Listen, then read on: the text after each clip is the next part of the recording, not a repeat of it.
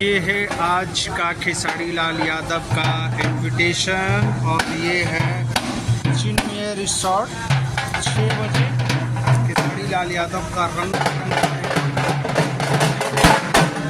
तैयारी हो चुका है और पूरा तरीके से स्टार्ट टीम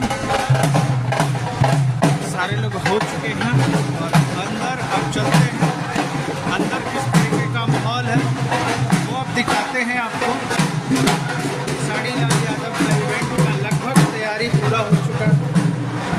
थोड़ी देर में ही वहाँ पे आने वाले हैं। ये रहे रिसोर्ट में पंकज बिहारी जी। कैसे हैं? कैसे हैं जी? कैसे हैं जी? चलिए अभी स्टार्टिंग थोड़ी देर में ये रही तैयारी। ये रहे स्टार्टिंग हो चुका है यहाँ पे बाबा। ये रहे भीड़,